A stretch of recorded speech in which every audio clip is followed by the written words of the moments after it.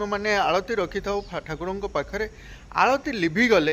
कौन किसी रिष्टपाई आलती लिभि जाए उपचार रे किसी असुविधा होता है से ये सब घटना घटी थाए ताऊपर किसी पूजकों सह आलोचना नेबा जगन्नाथ मंदिर रे किसी आलोचना रखिबा आसंतु। ये हूँ आम ये शिवंकर मंदिर अच्छी पार्श्व देवता भाव में ये हूँ पाचेरी जहाँ को आम मेघनाद पाचेरी कही था घरे हो कि मंदिर रे आम किसी शुभ कार्य करने को जाई थाउ शुभ कार्य कला बेले सर्वप्रथमे दीप ही आम लगे था जो दीप जाली था दीप जाला बेले दीप हठात लिभिजा बा आलती कला बेले आलती लिभिजा ये सब घटना को नेले मनरे आमर किसी पाप छुई थाए। जय जगन्नाथ। आमर बड़ ठाकुर बड़ देउल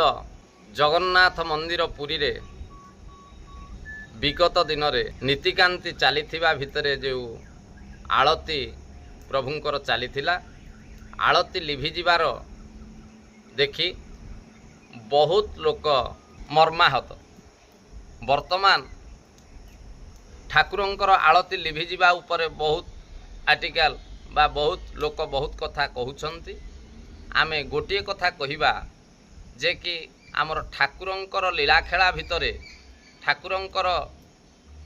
कार्यपंथा भितरे ठाकुरंकर पूजार्चना भितरे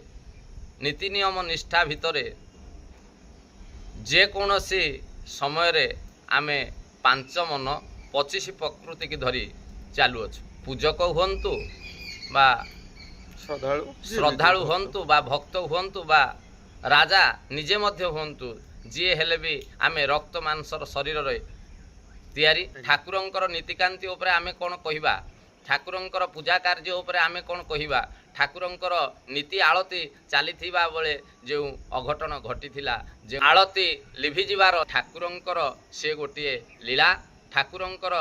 दिग्दर्शन ठाकुर देखई देले जे किछि अघटन घटिब जनमानस को देखई देले आगो को घटिबा को जाउछि किछि अघटन आमे ता ऊपर सतर्क रहिबा ता ऊपर प्रभु को ध्यान करिबा प्रभु को कृपा दृष्टि देबे आम ऊपर आमे एतिकी भक्ति निवेदन करिबा। स्वयं प्रभु जगन्नाथ को जना आमे बा कौन जानिचे किंतु आमे एतिकी जानिचे नना जहाँ कहले आगो को किछि अघटन घटिबो बोली किछि आशा आमे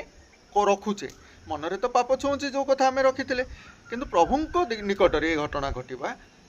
ये अस्वाभाविक घटना आम मन कर जगन्नाथ मंदिर कथा कहीं कहवा आज्ञा जगन्नाथ मंदिर रे कौन होता तो स्वयं प्रभु जगतरनाथ सी ही जानती आम मान मनरे जो साधारण घटना गुड़िक घटी थाए ता ऊपर किसी आलोचना रखा नना प्रकृत में कौन किसी आमर सेमती किसी भूल थाए जहाँ जो कारण दीप लिभि जाए ना बलितार आम तेल नथिले ये भी पारे दीप लिभिबा बा आलती लिभिबा बा ठाकुरंक पाखरे पूजार्चना रे विघ्न घटिबा आमे निश्चित से समय मर्माहत हेउ बा भावना मनीष मन 5 मन 25 प्रकृति आमे निश्चित ता भितरे मन भितरे आमर भ्रांत धारणा आसे बा बहुत किछि मन भितर धारणा आसे जे कौन से अघटन घटिब कौन सी ठाकुर अशांति हेले आमर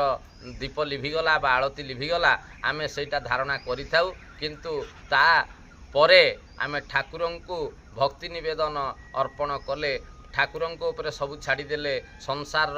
सुख हो मंगल हो संसार सुखी रहू आमे ठाकुर पाखरे निवेदन कले आमर सबु दोष से जगतकर्ता ईश्वर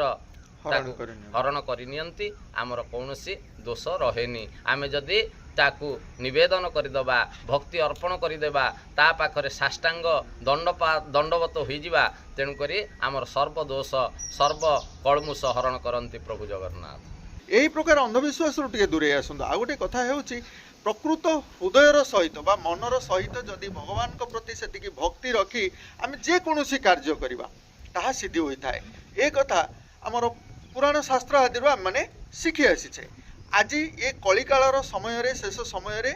आम किपरि भाव में आम भलरे बंची पारिबा सुख शांति रे बंची पारिबा ताहाकु नेइकरी जगन्नाथଙ୍କ पाखरे प्रतिदिन आमे सकाळे बा प्रभात रे प्रार्थना करिथाउ। मंदिर रे हेउ बा घरे हेउ जदि दीप